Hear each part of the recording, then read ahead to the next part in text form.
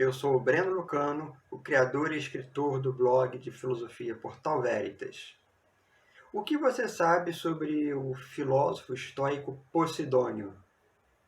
Acompanhe o vídeo e vamos juntos descobrir.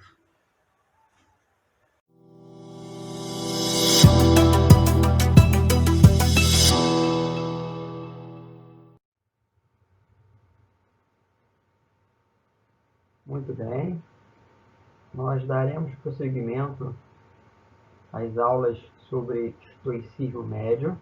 Nós já falamos sobre Panécio no outro vídeo e agora nós falaremos sobre Posidônio. Acompanhe e veja o que Posidônio trouxe para nós.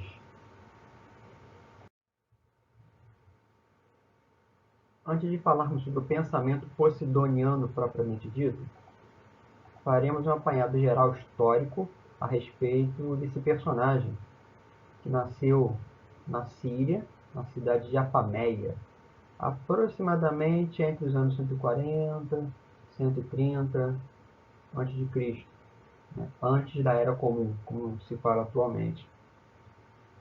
Ele teve todos os seus estudos, quer dizer, ele saiu de Apameia, mas teve todos os seus estudos em Atenas, de onde foi aluno de Panécio.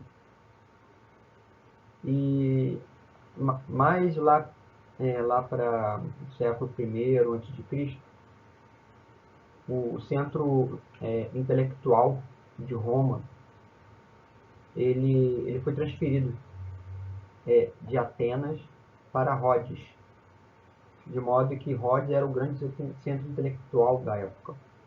Por isso que, na verdade, Posidônio, ele trabalhou na sua escola em Rhodes, não foi em Atenas. E por isso que ele foi, inclusive, um embaixador de Rhodes em Roma, no ano de 86 a.C. Quer dizer, ele foi representando Rhodes numa embaixada em Roma. E em Roma, um pouco depois, ele teve um aluno muito conhecido, Cícero. Cícero foi aluno de Posidônio entre os anos de 78 e 77, antes da Era Comum. Ele também teve cerca de 2 ou 3 visitas de um aristocrata muito conhecido em Roma na época, dos Triunviratos, Pompeu. Ele recebe a visita em 67 e depois em 62. E não se resta muitas coisas a respeito de Posidônio. O que nós temos, na verdade, são apenas fragmentos. Ora você encontra aqui, ora você encontra ali, você encontra algumas coisas do Stoicon, Beta Fragmenta, você encontra também George Laerce, mas muito pouco. São mais em termos de fragmentos mesmo. De modo que o pensamento posidoniano, ele, assim como boa parte dos filósofos gregos, ele é muito fragmentário, de modo que você não tem como saber exatamente o que ele pensava, a não ser através daquilo que falavam dele, o que gera um grande problema. Uma característica muito marcante da filosofia grega, greco-romana, é que as escolas todas filosóficas que surgem, especialmente na Grécia, elas dizem que possuem elas próprias a única verdade que existe. Não existe outra verdade a não ser aquelas que elas investigam, propagam, de modo que elas são detentoras da verdade. Né? Elas são proprietárias, a verdade se torna uma propriedade privada. Panécio já discordava disso e Posidônio depois também discorda.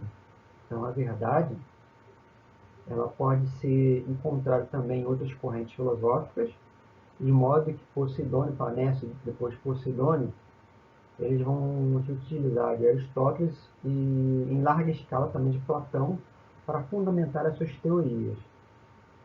Uma outra característica muito importante de Posidônio é que ele foi um grande viajante. Ele foi um grande viajante Assim como Peregrino Proteu, Cínico, Pirro, ele conheceu toda a Ásia Menor, a Palestina, Egito, Itália, Gales, Espanha, o que fez com que ele somasse uma grande gama de conhecimentos. E através dessa gama de conhecimentos, ele foi capaz de desenvolver é, outras teorias para além da filosofia, de modo que ele também se interessa nas ciências empíricas, né? Ele conquista nessas viagens, nesses lugares. Ciências empíricas como geografia, tecnologia, matemática, astronomia, meteorologia, história.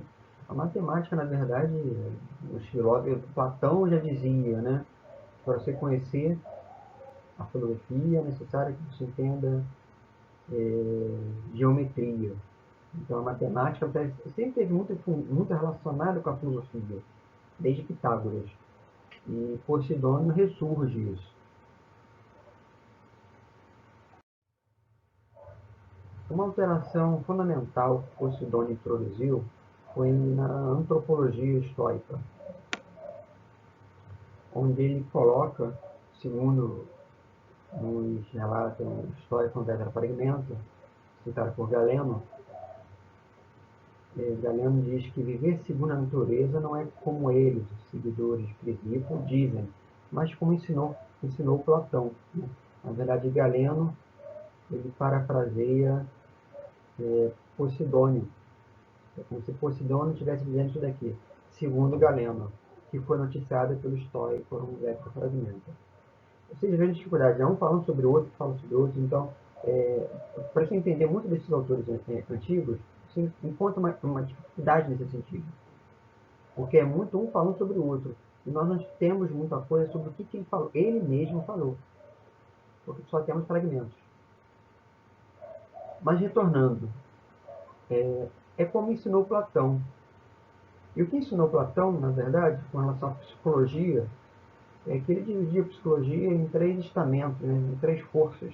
Existe uma alma racional, uma alma apetitosa e uma alma irascível. Isso é muito diferente da psicologia estoica, onde, por exemplo, o Crisipo ele vai colocar a alma como sendo uma espécie de monismo, onde a alma ela é unicamente racional. Se existe algo de irracional na alma, é por um erro de juízo. É por um erro de assentimento de uma verdade que deveria estar aberta para você, mas não está por algum motivo. Então você toma esse pensamento, essa verdade, esse assentimento como sendo verdade, quando na verdade não é. E isso causa sofrimento, essa é a paixão. Isso é a paixão. Isso está para fora da alma. Porque para Crisipo, para Zenão, a alma ela é unicamente racional. Posidônio acaba com essa ideia. Ele retoma Platão e diz que existe algo na alma que também é apetitoso. A alma deseja também. A alma pode desejar várias coisas, pode se lançar em várias coisas. Então você lembra, por exemplo, aquele diálogo platônico, o banquete, que vai trabalhar muito sobre essa questão. E a alma irascível, né? A alma timótica, né? Timos como sendo aquele impulso, aquela força na alma que te impulsiona a fazer as coisas. Como a pulsão de Aquiles, por exemplo, que quando mata um amado dele, ele vai até Troia sozinho, mata Heitor, essa alma timótica, que tem muito a ver, na verdade, com o próprio orgulho, a própria... Não é um orgulho cristão, é um orgulho grego. É uma sensação de... É uma ideia de autorreconhecimento. Isso se perde realmente posteriormente com os gregos, com os cristãos. Essa então é essa teoria, você encontra ela em Platão, se não me engano, na República, que se fala sobre isso, se eu não me engano. Podemos consultar isso depois. Mas então essa que é a diferença básica que Posidônio fez e que vale a pena ser recordado. Uma outra diferença muito importante é com relação à física, mas isso apenas com relação à física panessiana. Porque, tradicionalmente, para Zenão e Crisipo, o mundo ele nasce, perece e renasce. Então, o mundo ele é cíclico. Ele deve naturalmente envelhecer, decair e renascer.